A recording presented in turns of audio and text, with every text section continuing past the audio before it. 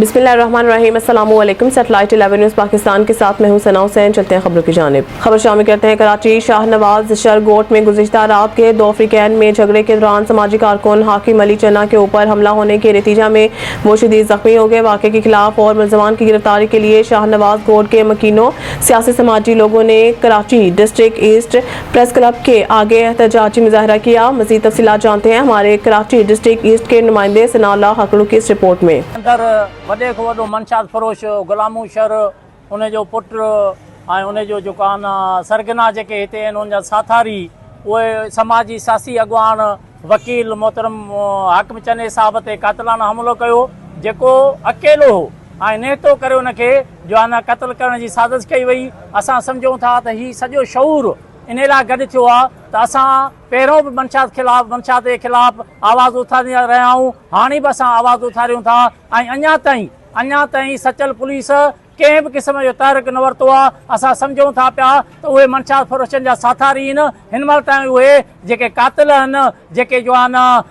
वहशी दरंदा आहिनि, हिते रोज़ उन्हनि ते एफआईआरूं कटिजनि थियूं पियूं। जेके क़ातिल आहिनि हिन इलाइक़े में जेके फुरूं थियूं थियनि उहे बि उहे था कराइनि पिया। असां सम्झूं था त हिन इलाइक़े जे अंदरि जेको अमन अमान जो मसइलो आहे उहो सॼो जो सॼो हिन मनशाद फरोशनि जे करे आहे ऐं हीअ हाकिम चन्ने ते हमिलो न आहे पर हिते जे शऊर ते हमिलो आहे, हिते जे सियासी समाजी अॻवाननि ते हमिलो आहे, हितां जे शऊर खे कुचलण जी साज़िश कई थी वञे पई ऐं पर असां उन्हनि सभिनी माण्हुनि खे ॿुधाइण था चाहियूं त हाकिम चन्नू साहब हे ॾिसो सिंध जो शऊर, कराची जो शऊर, सचल जो शऊर, हिते चूंडियल नुमाइंदनि खां वठी सभई दोस्त हिते असां सां गॾु हिकु आवाज़ थी चवनि था पिया त असां मनशाद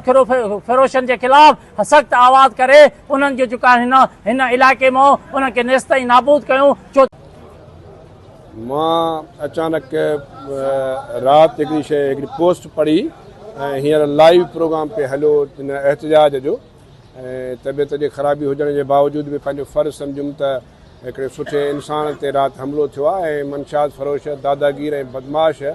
असांजे हिन इलाइक़े में एॾा त ताक़तवर थी विया आहिनि जो उहो कंहिं बि शरीफ़ माण्हूअ जी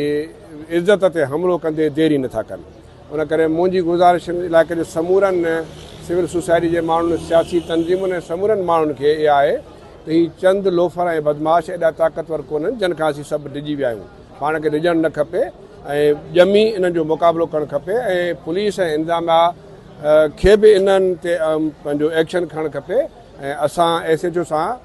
हिन इलाइक़े जे पंहिंजो ईस्ट SSP सां DIG सां सभिनि सां ॻाल्हाईंदासूं त आख़िरकार हिन क़िस्म जी हेॾी वॾी बदमाशी जेका हिकिड़े सुठे इंसान जेको वकील बि आहे, समाजी अॻवान बि आहे,